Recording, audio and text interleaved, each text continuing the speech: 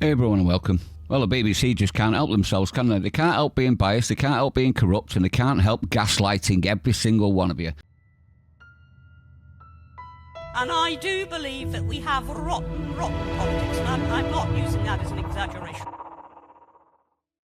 Now, this was a question time audience, obviously cherry-picked, and I'll explain why later on. Being asked, is the UK really becoming more violent? And his answer is so entitled, it oozes virtue with zero evidence. Have a listen to what he says, and then we'll pick it apart, shall we? Part of the problem is social media again. We hear about Sadiq's London, and we hear about Elon Musk saying, 500 people in a village, and people coming over and, raping the women.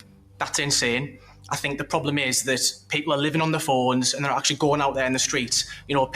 People go to London, it's fine. I go a lot, it's absolutely fine. People see on the phones and they think, oh, it's scary now, but they don't leave the home.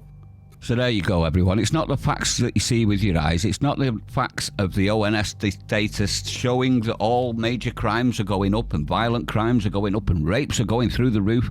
It's not those facts. It's just the BBC told me it's not happening. And the BBC told me that it's social media, therefore it doesn't happen. Now what he's actually saying is, it doesn't happen for him, and he doesn't care about anybody else. Now you'd probably think this is just some fraggle. Well, he's not. And I did say he was planted. He's actually a Labour, we're ready for this, a Labour activist. There he is, the little freak, with his best buddies all looking like you should check their hard drives. So this man, I say a man, he's not really a man, is he? This entitled prick thinks that because it doesn't happen to him, it doesn't happen at all. So I thought I'd prove that it does. This is the BBC admitting, and the Met Police admitting, they're now having to review 9,000 grooming cases. That's 9,000 cases of child SE and worse. 9,000. Now this isn't 9,000 individual people. This is 9,000 grooming gangs. So multiple people. And if you know anything about grooming gangs, they never pick on just one girl. It's a long litany of broken girls that they abuse and manipulate and treat like animals. 9,000. So it's not just 9,000, is it? This is well over 9,000. You're thinking, say, 3 or more girls per gang. That's 3 times the 9,000. Now that's shocking in itself, isn't it? But he doesn't realise that because obviously he's not a woman and he's not a girl. And he's definitely not working class, is he? Is he? If he's working for Labour. Middle class tossers are the problem in this country as far as I'm concerned.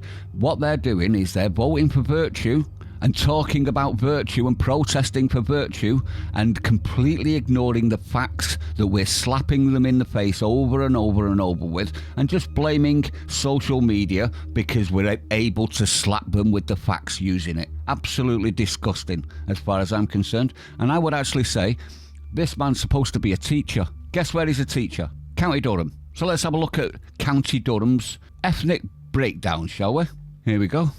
He's a primary school teacher in County Durham, and the Durham ethnicity based on the census data of 2021 says that his area is a 99.5% white area. The other breakdown is Asian, 2.3%, and Asian is a massive term, an umbrella term to dictate possibly a third of the world. 2.3%. Mixed race, 1.1%. So he lives in a very, very white area, and he's telling Londoners that they should feel safe because he's been to London and he felt fine, and he feels fine where he lives. So it's all good, isn't it? These are the people, aren't they? These are the people on why there's thousands and thousands of girls around the country whose lives have been completely destroyed by the grooming gangs and defended by people like him. Now, obviously, the BBC are well known for doing this, planting activists as the public so that they can create consensus for absolutely disgusting things like ignoring grooming gangs. They're still trying to do it. They're still trying to ensure that it's not about the grooming. It's about the naughty people complaining about the grooming. You should just shut up for the sake of diversity, everyone, and be quiet. And you should just live in an area like his where there is none of those problems. Ignore all of the people that don't get the choice on where you live.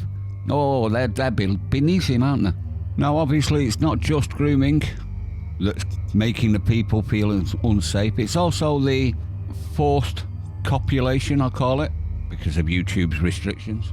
It's also the knife crime, it's also the violent crime, it's also the squalor in the streets, it's also the public displays of dominance, and it's also being told by cretins like him and the media that we're all a bunch of scumbags for noticing, and we're all liars.